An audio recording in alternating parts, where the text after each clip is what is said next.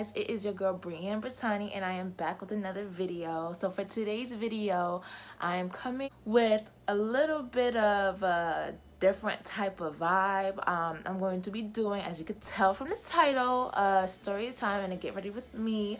I'm going to be talking about what it's like to date with sickle cell, and you know, the crazy types of things that I get asked on dates or just through talking, and what it's like to just, you know, or how, not even like what it's like how they react, how boys react when you tell them you have sickle cell, and about a story that I had with a guy recently who I think I kind of scared him away, but we'll see. But I'm also going to put a little twist on this. Instead of just me here talking with you guys, I'm going to be doing my makeup. And disclaimer, okay? Disclaimer, guys, I am not a makeup artist. This is just how I solely do my makeup. This is just what I do. I'm not a makeup artist. I am not a professional. You know, this is just what I do for my face. It just works for me, okay? So if you are ready for this fun, different type of video, then keep on watching. So first, I'm just gonna like pin my hair back. I have some bobby pins right here. Just gonna like pin my hair back so that it's out of my face, so that I can work. And that's good. And then I'm just going to scoot up some more, and I'm gonna take off my glasses. Guys, doing your makeup without, I don't have contacts, so doing my makeup without my glasses has become a skill, just because I can barely see what I'm doing. Ooh, also, I have a little mirror right here, so if you see me looking down, that's why. So, dating with sickle cell.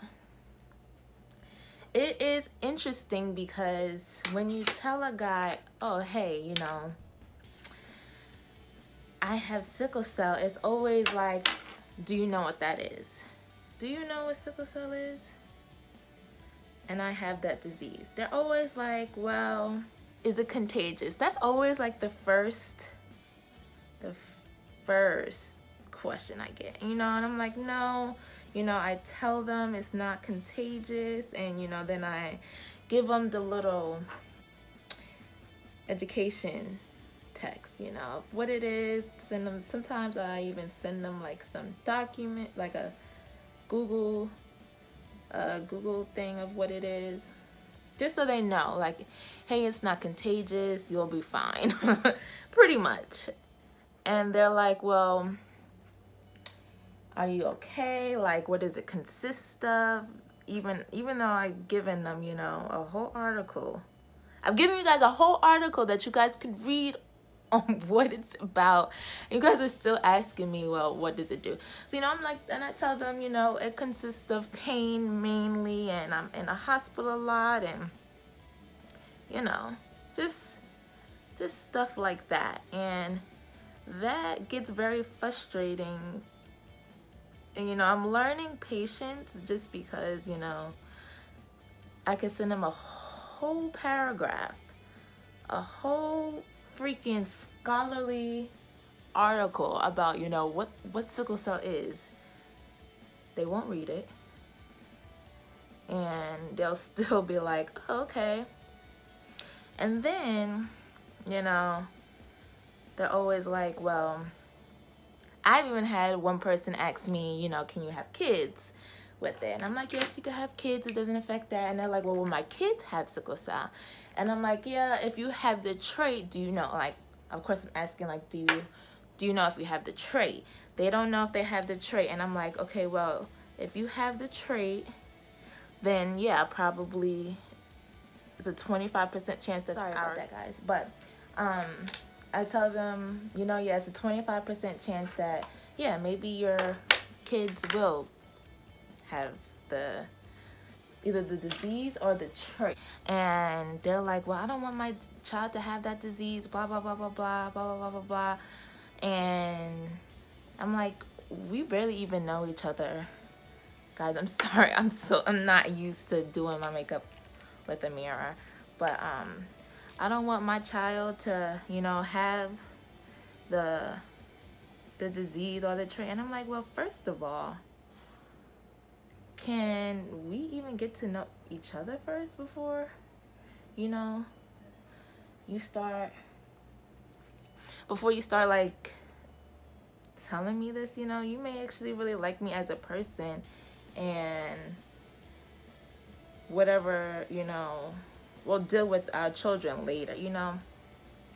So that's just one thing that just gets really, really frustrating. And them not knowing, you know, you have to be in a hospital a lot also can be very frustrating, because it could, they really won't understand what's going on, and it could honestly scare them away. So I've had one dude, right? I had just one dude that he was okay with the fact that I think he was okay with me having sickle cell, but until I got sick, like, we were talking for a really long time, and, you know, I really, really liked him, whatever. We hung out, he took me out on a date, and it was really nice. We talked for at least a few weeks. It wasn't really long, but within those few weeks, I ended up getting sick really, really bad. Like, I got sick really bad, and I ended up going to the hospital. He met me at the emergency room, nice, whatever. He waited with me when they took me to the back. He was there with me, you know. He was interested in the conversation. He even spoke with the doctors about, like, what's going on, is she gonna be okay, blah blah blah blah blah, all that. For that one particular admission, what am I talking about? So with that particular admission, he visited me a lot. You know, he works a lot, so, you know, it wasn't like a everyday thing, but he would come when he could. He brought me food sometimes. Guys, I know this concealer is really lighter than what I am, but trust the process. Trust the process. He was bringing me food and all that stuff, and we watched movies together. It was nice, you know. He was a gentleman, and all that stuff, you know, made me feel good, and, you know, it was nice. And then I don't know what happened, guys. I just don't know what happened. Oh yeah, back to the emergency room. I forgot to say this part, but back to the emergency room, they had accessed my port, and he was really, really freaked out by that. Like, really, really freaked out by that. Like, he I was like scared to even think, like, okay, it's okay, I'm gonna be okay. And he stood outside, and I don't know, after they accessed my port, it was like he was a little bit different about, you know, the whole situation. Like, I know this could be a lot, like, for the guys that are watching out there and, you know, have ever came across somebody with sickle cell, or know somebody with sickle cell, or a family member or whatever who has sickle cell, but you never dated a girl with sickle cell, and you happen to come across a girl with sickle cell, we know it's a lot. Like, we know it could be a lot for somebody. It's a lot for us. Just to watch, just to take in, you know, when we come into the emergency room, they have to put in either put an IV in us, or access our ports, or, you know, give us medicine, or have all these doctors coming in and asking all these questions, and you realize how much narcotics we take to, and, you know, it could be kind of scary. It could be really kind of scary, and it could be very overwhelming. So trust me, it's overwhelming from us, so we know it's overwhelming for you guys. So trust me, we know, like, this is a lot. So after they had accessed my port, I knew in that very moment that, you know, this was a lot for him. He had never seen this before. I think he was a kid that never really got sick, and, like, hospitals were, like, just different for him. So, like, I understood. Like, I truly, truly understood. And then after that, like, that's when things started to just become a little bit more distant. And I peeped that. And, you know, it was kind of sad because, you know, I really liked him. And it was like, well, damn, you know. He didn't even, like, talk to me about it, which was even frustrating because, you know, after that situation happened, I was like, you know, are you okay? Like, what's going on? You're not, like, the same person that I met. Like, you just grew really distant. And, you know, throughout some of the times when during the hospital stay, he wasn't himself. Like, he was like a chatty Cathy and, like, just would not stop talking. Like, which I didn't mind because I'm really quiet. So, but, like, he was just really, really silent and was not like the boy that I met or thought I knew. And, you know, I talked to him about it. I was like, you know, is this too much for you? Is this overwhelming for you? Like, and I understand, like, if, you know, if it's too much, you would want to leave. Like, I completely understand that. Like, I completely understand. And he was like, no, it's not too much, you know, it's just, it's different, and I'm trying to get to know you, and I want to get to know you for who you are. And I was just like, okay, bet we could do that. So we ended up, like, watching a movie. He got into bed with me, in a hospital bed with me. That was the first time any boy has ever done that. You know, we didn't do anything, but, like, it was nice. Like, it was just nice knowing that, you know, he was quote unquote willing to learn. Obviously now he wasn't, because we don't talk no more. But and I'm going to be using this soda pop palette by Maybelline today. But it was nice. We watched these good movies. We talked, you know. He could hold a conversation, which is something that I also very much liked. And, you know, it was nice. It was really, really nice. And I had got out the hospital. He even peeped some things about me that, you know, I didn't even realize. He was like, I noticed that when you're in pain, you move your legs a lot. And I'm like, wow, like, yeah, that is true. Like, when my legs hurt, I move them a lot. And even one night, he even gave me a massage. Like, this dude was, like, perfect, guys. Like, he was, like, maybe he was just, like, too good to be true, maybe. But there was, like, things about him also that were just, like, you know, something is not right. Because he would be lying about certain things that I would just peep that just didn't make sense, and I really don't want to go into them right now. And, like, but he would be lying about certain things, and I would just catch on to them, and he thought that I wouldn't know, but, like, I know. But back to when I was in pain, there was one night when I was in a lot of pain. I think it's because it was raining, and when it's raining, the rain really, really, really affects my bones, guys. Like, it's raining outside right now, and my legs are hurting, but to distract me, we're filming a video with you guys. And but when it was raining that night, and he just, you know, he massaged my legs. No one has ever done that for me. And it was like, it was nice. It was nice to have somebody who even noticed, you know, hey, like, that even I was even in pain, you know what I'm saying?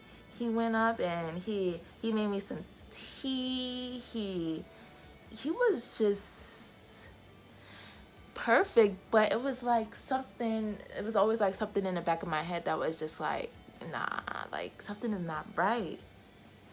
And I don't know if it was because he was scared or because, like, he was also very younger than me. He was 21 and I'm 23. But I felt like for a 21-year-old, he was, I guess, pretty mature for his age. And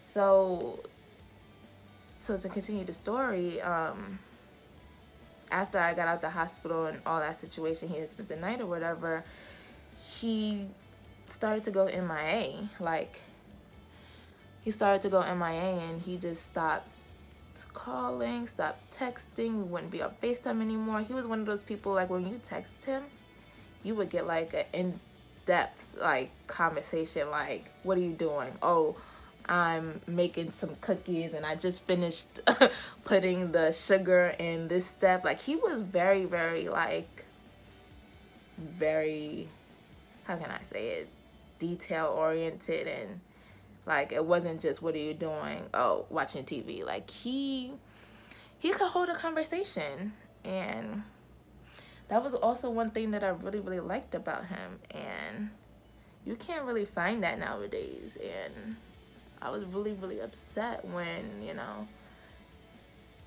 his answers started to become one-worded. And it was sad, because it was just like, damn, you were really good. You were a good one. And then one day I was texting him. I was just like, you know, you're not the same the way that you used to be when we first started talking. Like, you're just not the same. And then that's when he was just like, you know, this is a lot for me, and I don't know if I'm ready. Like, I'm only 21. Like, I don't want to have to take on your baggage. Well, he didn't say baggage, but like, he just didn't want to take on what I had. And, you know, being with in a relationship with somebody, you know, you do take on their stuff, and which, you know, I understood. And it was sad, but, you know, it's life. You know what I'm saying? It's just freaking life. And I was like, I understood, and we never talked after that. It was sad, because he was only like one of the guys that I've ever met that really truly understood, you know, or tried. I wouldn't say he understood, but he tried to at least understand what I was going through, and that at least in itself meant a lot to me, because he didn't even have to come to the hospital to see me. He didn't have to pick up on the little things that he did, you know. He didn't have to do a lot of the stuff that he did, and shoot, he did. So that's also where I was like, okay, you know, it just wasn't meant to be. It wasn't meant to be. So I left it alone. But, you know, it's really hard trying to find somebody who understands us, because we barely understand us. You know what I'm saying? So I commend all my people out there who are in a relationship, all my suckers out there who are in a relationship. Like, I commend y'all partners, because it's a lot to have to deal with us and all that comes with us, and all these doctor's appointments, and all of these, you know, hospital stays, and all the terminology, and all the backlash that we go through, and all the everything, you know. It's a lot. It's a lot. So I commend y'all partners, for those of you who are in a relationship, and or just even having a chronic illness, period. It's hard to find, you know, a guy who is going to understand, you know, what you're going through, because this is, it's not easy. It's not easy finding somebody who is going to be there for you, especially in this generation, when, you know, it's just always such a quick hookup. This is like a hookup generation, and I really freaking hate it.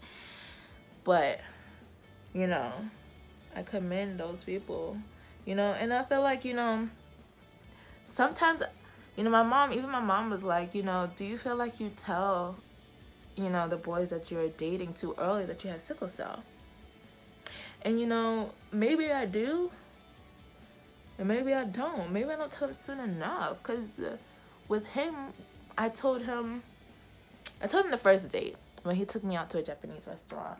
You know, I told him the first date, and maybe I should have waited. I don't know. Maybe I should have let him, you know, see the real me first, maybe. But I'm an open book sometimes, and I just felt like he needed to know.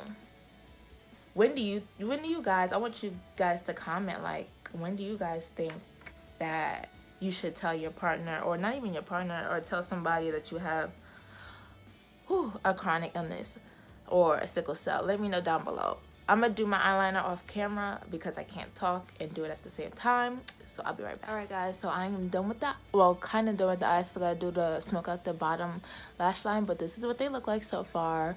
Let me know what you think. I used the Sugar Pop palette, and I used the Cola Float, and I used Soda Fizz with root beer. So I used this one, and this one. Let me know what you guys think, because I am not a makeup artist, and you know, I'm still learning. So trying to give you guys different content as a YouTuber, kind of. Let me know what you guys think. Let me put on this mascara. But yeah, back to what I was saying with the whole dating with sickle cell. Dating in general is hard, but when you add on baggage, it makes it even harder, because you know, you never know what you're gonna get, ever. You never know what the type of person that you're gonna get. And I was really lucky to even get somebody who sort of kind of understood what I was going through, and that in and of itself is even hard. Guys, I don't wear lashes, so, and I have really tiny eyelashes, and I don't wear lashes, so don't expect like a full glamorous look with falsies, because I don't wear them. So you get what you're gonna get. But yeah, so that was one story that, you know, I had of a guy, and this was recently. This was like over the summer, where, you know, I talked to a guy who knew I had sickle cell and all that stuff.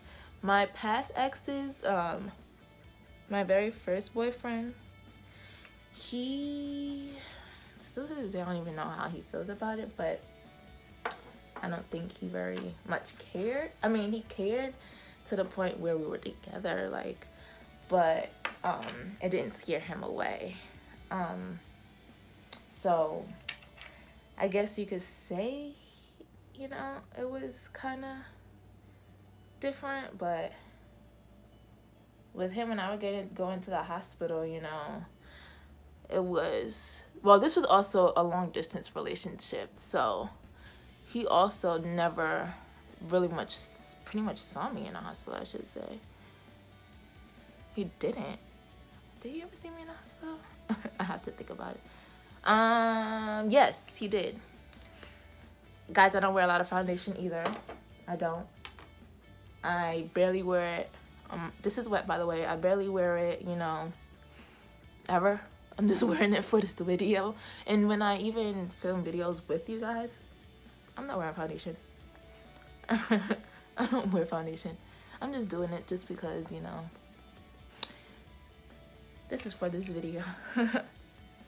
But yeah, he only saw me in the hospital one time, and he was he was intrigued to where he was asking doctors stuff, and like he wasn't like nonchalant about it and stuff. So I guess that's kind of good. And you know, that relationship was just something else. But you know, when it came to my sickle cell,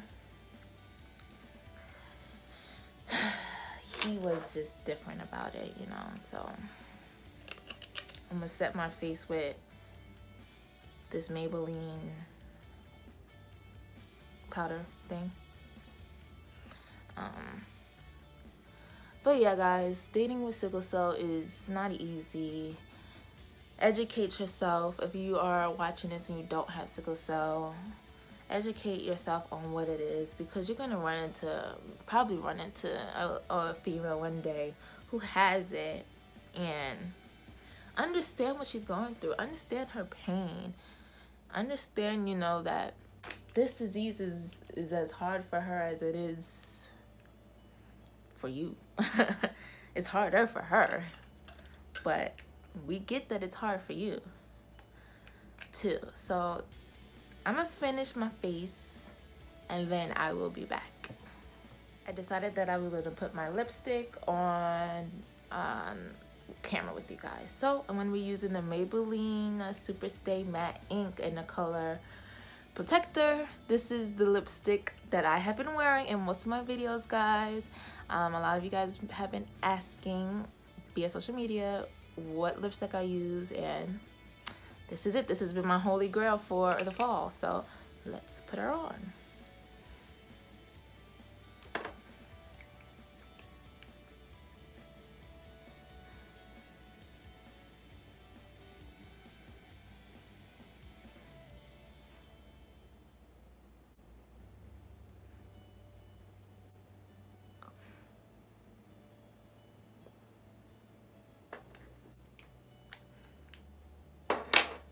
A little bit of spray.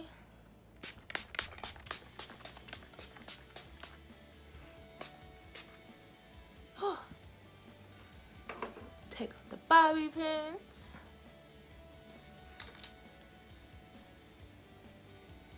Give your hair a shake.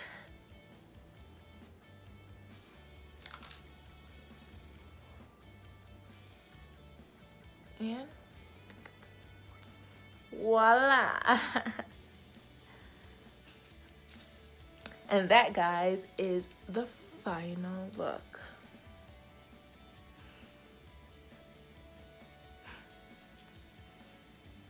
Let me know if you like this video.